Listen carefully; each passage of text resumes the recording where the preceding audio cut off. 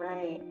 All right. So, what's up, everybody? Welcome to What's Up with Vanessa. And today I am chatting with another coworker of mine named Sadoc, and he is from Guatemala. And I'm so grateful to meet him. We've never met in person, so we're meeting via video for the first time. And I do hope to meet you in person. Hey, maybe I get an invite to Guatemala. I don't know. But yes, I'm just excited for people to get to know you and what you're doing. I'm curious too to hear how what God is doing through you and around you in Guatemala. So Sadok, tell me a little bit about who you are. Hi, Vanessa. Well, it's great that we have this conversation, and I'm looking forward to meeting you in person as well. And yeah, you're invited to come to Guatemala and see what God is doing through World Renew here in Guatemala. So, well, I've been in Guatemala for 7 years now, but I was born in Tegucigalpa, Honduras, and I I grew up I would say in a very traditional home with a Catholic background, but somehow, and I think that's part of God's plan, was that my dad decided to put me in a Christian evangelical school, right? Wow. So even though my family was Catholic, he decided to put me into this Christian school, and that did have an impact in my life, definitely, because it's where I started developing this relationship with the Lord. And actually, the Christian Reformed Church was part of the founders of that school, right? So yeah, so all of my teachers were from missionaries from North America, right? And Okay. that's where I started to get to know about um, you know back then World Renewal was the Christian Reform World Relief Committee, Mm-hmm. and in 1998 there was the Hurricane Mitch in Mm. Honduras, and I volunteer as a translator, and that's Oh, when I kind of started knowing about World Renew back then, right? So yeah, I'm an only child okay. for a long time until my dad remarried, and I have a young sister that's 14 years old, right? Oh, okay.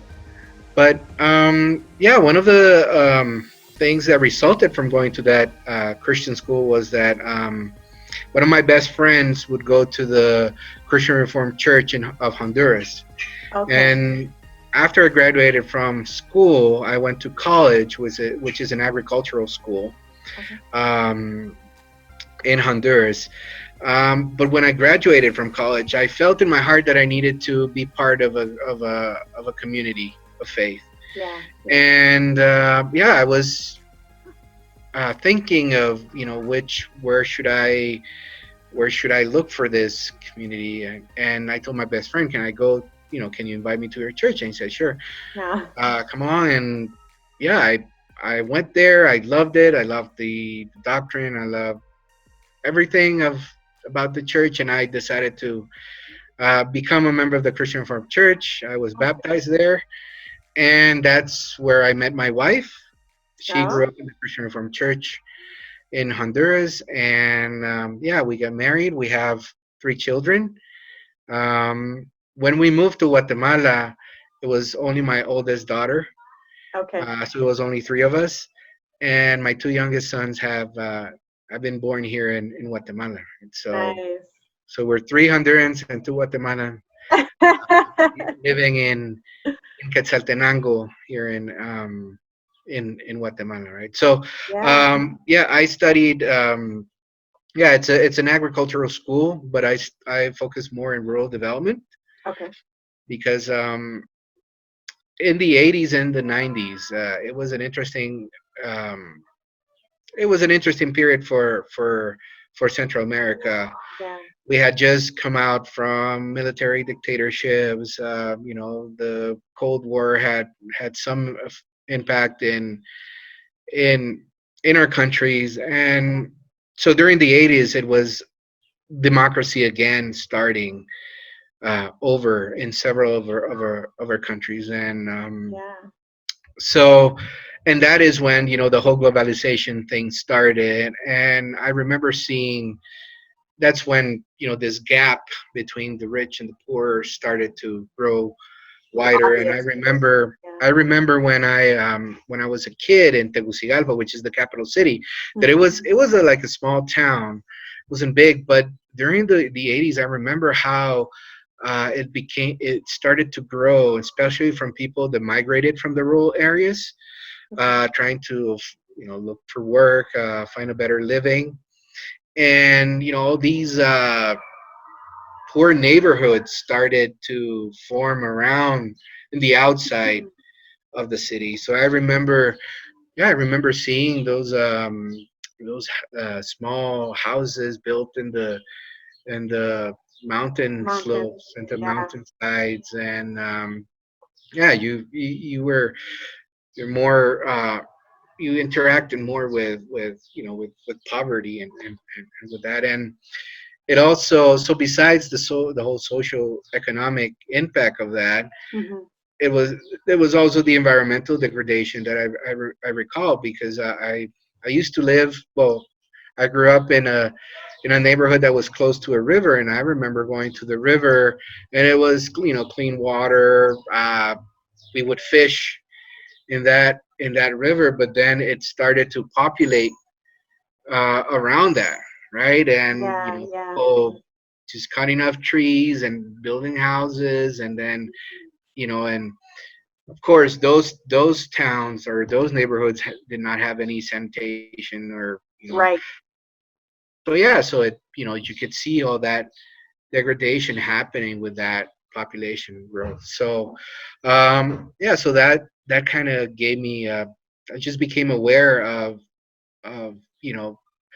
of this new period that we're going through of democracy, but also of the challenges, right? And I had family who were campesinos as well, and living in the rural areas, and I would Okay. go out and visit them, and we'll also experience the hardships they had, food insecurity, domestic violence, things like that. And yeah, as I grew, um, I I felt that I wanted to be involved in something in development, right, and Yeah. trying to give back to the community, because I felt very blessed. I mean, Yeah. going to that Christian private school, bilingual school, only well, it's an expensive school, and I was able to go because I was an only child.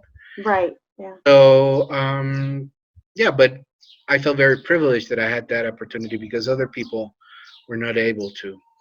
Um, Another thing that had an impact in my life was migration. My mom Mm. migrated to the United States when I was 5 years old. Oh, okay. So I was raised by my dad and my grandmother, Okay. mostly.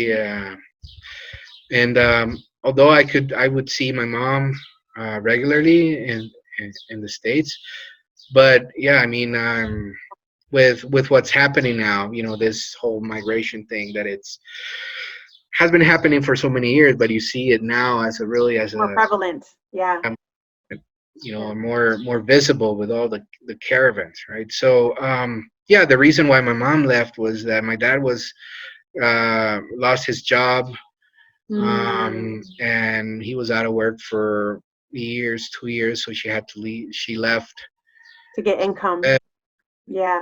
get some income, but it's not as people pointed it out, that it's an easy life. I mean, she had a hard life as Yeah. an immigrant Yeah. in the U.S., and she was legal. So even having papers, it was very very hard for her. Challenge. Yeah. But she was able to grow and prosper. Definitely. I mean, she yeah, after over 30 years of living in the U.S., she eventually was able to make that American dream happen. But it was really they were very tough times, especially for a woman by Right. herself. I can only imagine. Um, So all those things that in my life just made me think about doing something for my community and trying to change the story of people, that they may not go through, you know, what I went through, or from people I know that had difficult times because of, we have these corrupt leaders, or because of lack of employment and that kind of stuff. So, Yeah, it um, sounds like God was just opening up your eyes, your ears, your heart to Guatemala and the surroundings, and He was preparing the way. yeah, and well, after I graduated from college, I wanted to start working in development right away. Yeah, So I applied for different nonprofits, like World Vision was one. Like I wanted to work with a Christian yeah. organization, but that didn't happen. God had Mm. another purpose for me, so it took me through a different journey. And I work as a consultant with small farmers. I worked in a financial institution, a bank, for Oh, several years in agribusiness. yeah. But I had that passion to go back to to development, right? Yeah. And although working in those in the private sector, you might say, I still had a lot of contact with the rural area. Mm. Yeah, most of the people I interacted with, like clients or people we did consulting for, were farmers in the rural areas. But I that work kind of focused a lot into the financial aspect and improving the economy of the family or It's whatever. all But connected. yeah, but Yeah. I felt that I needed to be involved in something that was more deeper. Okay. And Yeah, so What yeah, I specific? also worked for the Okay. Ministry of I also worked for the Ministry of Finances in Honduras, part of the Millennium Challenge Corporation, uh, Okay. as a consultant. And yeah, but I wanted to go back and do development. So when the opportunity of when the position opening, when I read about the position opening in Guatemala, I was already married, and I talked to my wife Becky, and I said, hey, I know I feel called to apply and see what God has prepared for us. Yeah. So I applied for the position in Guatemala, and I said, well, maybe it's not, maybe God wants me to work somewhere else and not do development in my own country. Who knows? Right. So I applied, and yeah, God provided me the opportunity to come to Guatemala and work for World Renew and be involved in this ministry, and that has been quite a blessing for me. And even though Honduras and Guatemala are neighboring countries, there are many differences Yeah. that has made the the work, getting used to the culture and the whole social context. There has been some learning there, right? Yeah. I mean, Guatemala went through a internal conflict of that lasted for 36 years, Yep. the Civil Yep. War, and there was a lot of really tough things that happened during those years, and that Yeah. social fabric um, was really torn Mm. apart. And you see there's a stronger discrimination between the different ethnic groups. Guatemala is a multi-ethnic country It is. with 20 25 ethnic groups from the Mayan, in addition to the European descendants and other immigrants, like people, Jews, and people from Asia. So it's yeah, it's multi-ethnic, um, and it's a wealthy country as well. But the gap between rural and urban and wealthy and poor is very It's significant. significant, and you Yeah. see it just by leaving Guatemala City, the Right. which is the capital, right? So for me, going into the country and thinking, well, it can't be that different. I already know how to relate with people from the rural areas back in Honduras, but when I came here, it was no, I have to learn a lot, and definitely faith helped a lot in that because it's a common Mhm. connection. So when I Yeah. started visiting the partners and the communities, it was I may be a foreigner, but there's something that connects us, and that allowed to build trust, and Right. that's what's important, right? To Yeah. start developing trust with the people that we serve. Hmm. So That's yeah. great. So, what's your hope or your vision for what you're doing in Guatemala? Well, we're here, and at least for now, we don't have any plans to leave. We're waiting. It's what That's your God. home. That's the place. It Yeah. is our home. Yeah, it has become our home, and with World Renew is going through interesting changes as well. Yeah. We're with the core humanitarian standard. We're with the strategic investment Hmm. guidelines. So we are also doing some changes here in Guatemala, and for many years we have worked with grassroots organizations that were born from the Presbyterian Church here in Guatemala. Oh, okay. So, but now we have phased out from some of those partners, and we're in the process of looking for new partners, and that is Okay. exciting. It was difficult to say goodbye to partners that we've been working for, at least in my case, since I started here. But the relationship with World Renew has been over for 20 years, right? So Wow. it wasn't easy, but um, there the context has changed a lot in the past decades, and we have been focusing a lot in agriculture and sustainable agriculture, in adult literacy, in preventative health, Hmm. doing some community organization, Yep. but there are other issues, like justice, like advocacy, Hmm. Hmm. gender, and we're looking for organization partners that are involved in those areas that we can support, because it is important for us to be involved in those issues, like Okay. issues like migration or economic Yeah, that's a big one. development, like savings groups. So yeah, we want to find these partners that will diversify the work that we do in Guatemala, and hopefully grow, um, scale up our programs, and look for larger donors, right? Yeah. So that we can expand their work, right? Yeah. So You're doing a lot, and it's so cool to hear how God was preparing the way from you even since you were a little kid. That's just really cool, and the heart for the specific thing that you're doing now. God was just cultivating that and molding that. Not just you, but your wife too. So, mm, um, one thing that I love about talking to people from all over the world is hearing the God stories and hearing how you got there and hearing what you're doing. But I'm also curious. There has to be challenges, and as a missionary, I wanted to ask you that. Like, what's the hardest part of being a missionary in Guatemala? well, like what I mentioned earlier, right? It's you have to learn the culture. You just can't. Um, it's dangerous to make assumptions. Yes. So yeah,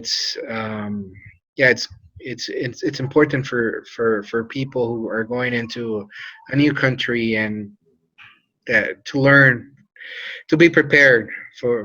for that, right? So yeah, for me, I had to change certain expressions, and change, Hmm. yeah, the way that we interact with people, especially with indigenous Yeah. people. So Just a different. different type of way of interacting between each other, right? But I enjoyed it as well, right? So Yeah. there It's were a good some times, challenge. yeah, there were times where when I thought to myself, oh man, I know I What am messed I up. doing? Yeah. but it's enriching, right? And I really have enjoyed that. But overall is leaving your family behind and leaving Mm, your community of faith, right? So yeah. I mean, the first years it was very hard to find a new community of faith here in Guatemala. Yeah. Like my wife, she grew up in the Christian Reformed Church from Oh, did Honduras, she? Okay. right? And yeah, she grew up there and she went to the same church all her life, Um, right? So, and her grandparents too, right? So, wow. just History there. moving to another country and trying to find that church, that community, that was challenging, and leaving the family behind as well, right? Because we are on our own, even though you develop new friendships, develop new relationship, but there are some things that only the family can provide.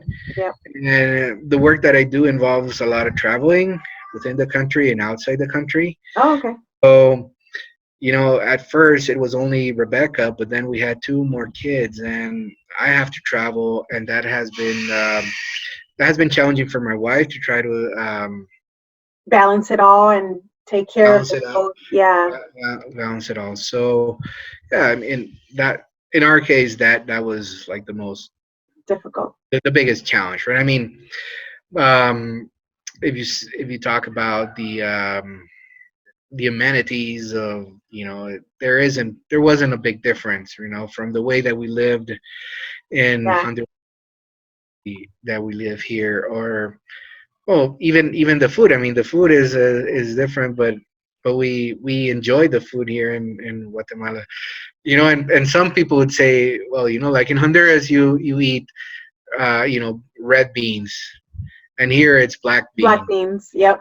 Well, it's just the color, but no, it's like it's just a different taste. But It you is. learn, and you learn to love that all the diversity. So Yeah.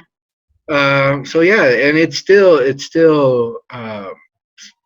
challenging, right? And Mm. when we like there are times where we're discussing, or we have a Skype call or something with our family, right? And my kids don't know very well their cousins or their Oh, uncles yeah. That's hard. when it's birthdays, Yeah. and that might sound a little bit mundane, but yeah, I mean, if I think about when I celebrated birthdays with my family, it's like all the cousins were there, breaking Right. yada, and it was fun, and all that kind of stuff, right? And we feel sometimes isolated here, Yeah. even though we have friends, but we don't have the family. It's So different. It's different. And I think people are feeling that even now in regards to like how a lot of us around the world are in shutdown or from the COVID-19, it's different. Like to see people via video versus in person. It's different to I can share a meal with you right here. I can eat and talk to you, but to be with you at a table, it's so different. So I get it. I get it. That's challenging.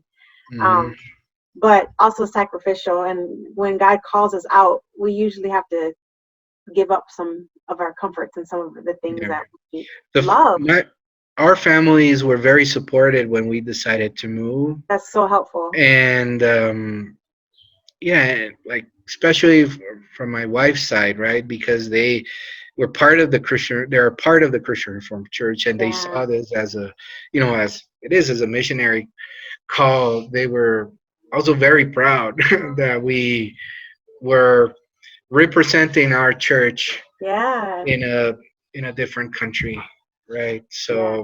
So that was very encouraging. And when we have conversations through Skype or through the phone, they are always encouraging us, right? So, That's so so good. that is great, right? Yeah, and I mean, I think about other missionaries that are sacrificing more. They're farther away from their families or The they're culture definitely could, yeah, totally like we live in a Christian culture, you might say, right? But I yeah, think of all those missionaries doing missionary work in in Muslim countries, or where Christianity is a minority, and I think about that, and I pray for them, mm, and say, well, I might have it, I might have it easy. yeah. You start In this pondering on community. that. Yeah. Yeah, Yeah. I love that you said that. Be careful not to assume. It can be dangerous to come up with assumptions about cultures because, from an outsider looking in, and also being Latina, I'm like, oh, Honduras and Guatemala, that's the same thing, right? And Mhm. it's not. It's not. Even from a Mexican culture, I've been to Guatemala before, and you're right. They have black beans. We have pinto beans. We have corn tortillas, but you guys have different kind of corn tortillas. So it's like so close. It can be deceiving, that you think that you're the same, but you're not. So Mhm. you had to do a lot of. It sounds to me that you had to do a lot of that discerning and figuring things Yes. out, because it's so easy to get prideful and be like, oh, I know this. In reality, you don't.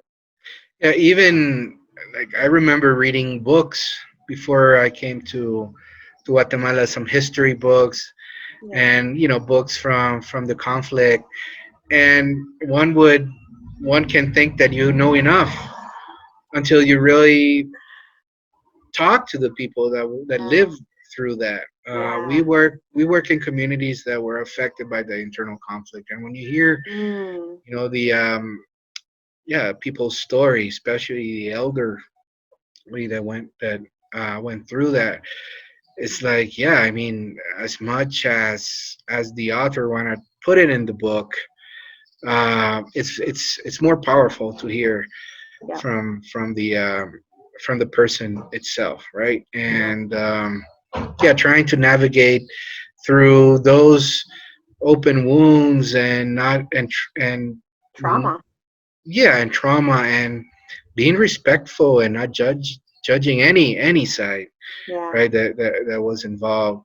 Yeah, that took a lot of discernment, and some mistakes Oh, as I'm sure. well. I'm sure. But yeah, I can see how the church, how God has been working, has been present through all those Mm. troubling times, and like right now, like Yeah. today, right? I think about this lockdown, but then I say, I mean, this isn't very different from the really difficult periods of the internal conflict, where there was a curfew, where you Oh, didn't yeah. have free speech, where Mm. your neighbor could accuse you of being part of the guerrillas, or the other way around. So this is easy, you might say. Yeah, compared when you look at you it know that way. when Yeah. you look at it that way. um, but still, the economic impact that is going to have on our communities, right? Is going to be significant. I mean, Yeah. this whole lockdown thing, right? So Yeah. yeah. Wow. Well, so the one thing that I was curious about, and I think it's a fun fact that people would want to know, your name is very unique. Can you tell us where does your name come from? That's a good question, eh? Because my name is not very common. Is not a very common name for Hondurans, even Yeah. for Latin Americans. But it's a biblical name. You can find the name in the Bible. The easiest way to find it is then in the genealogy of Jesus in Matthew, in the first chapter of Matthew.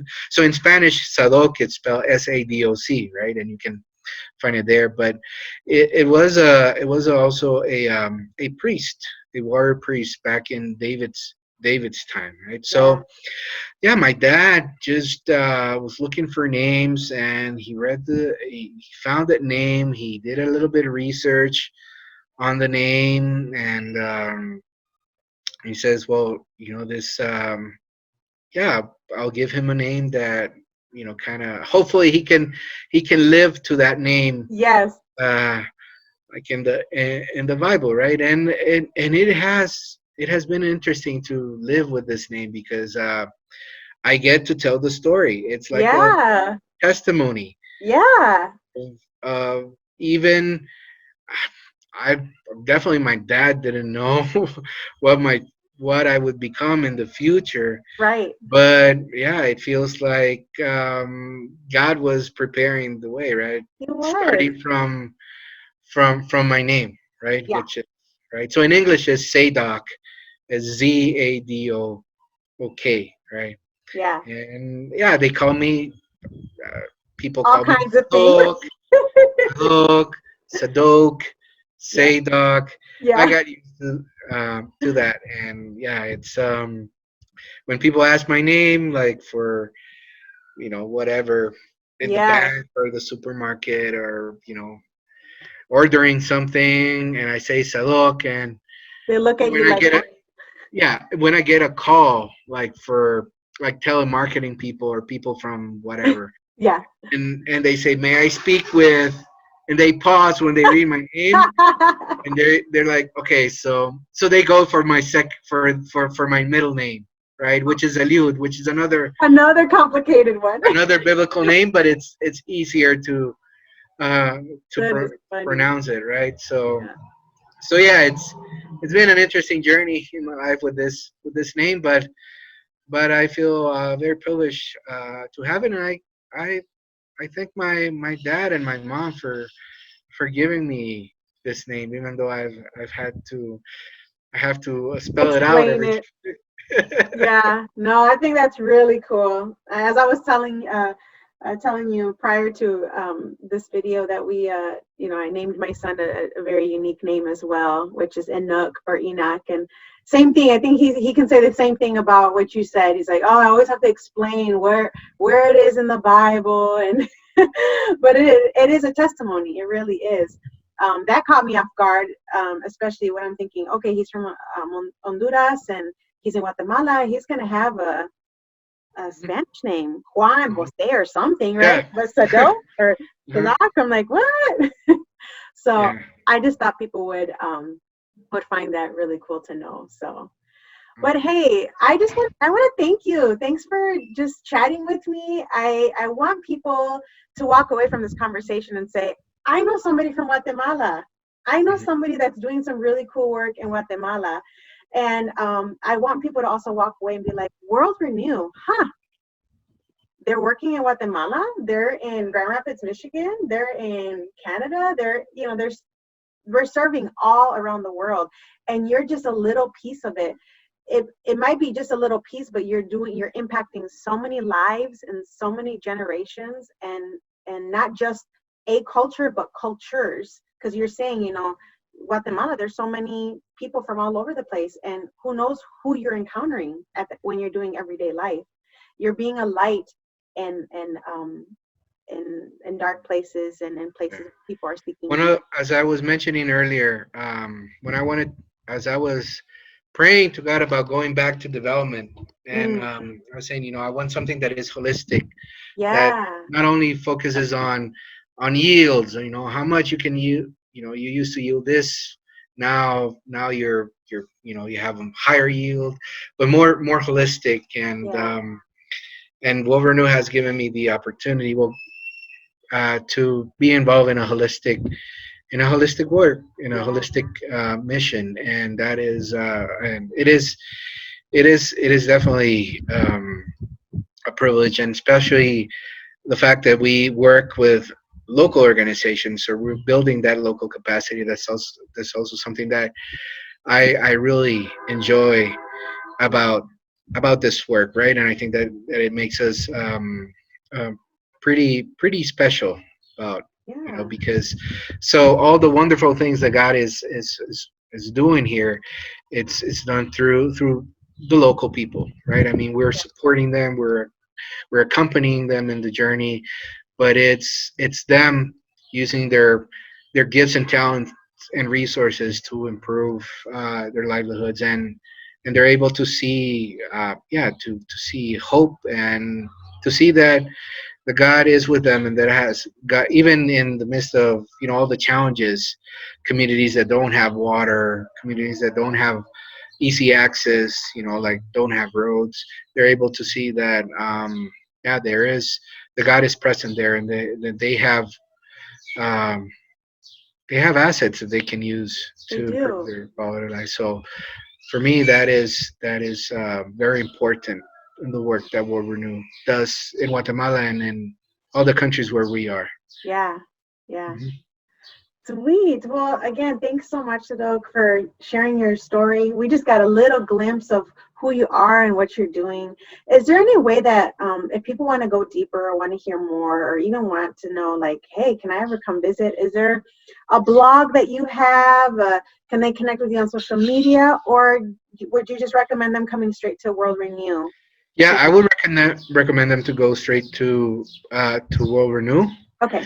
Um, right, and Yeah. yeah, we enjoy hosting learning teams and visitors and volunteers. We've had great experiences with church teams and people who want to know more about the work Yeah. that is being done in Guatemala, and communities get encouraged Right. Yeah. when they are able to show the work they do to the visitors, and we as a team, because we're a team of 5 people here in Guatemala, Mm-hmm. we also get very encouraged, and we know that we have people behind us praying for us Yes. and supporting the work that we do. So yeah, contact World Renew offices in Burlington or Grand Rapids, and hopefully we can arrange a visit.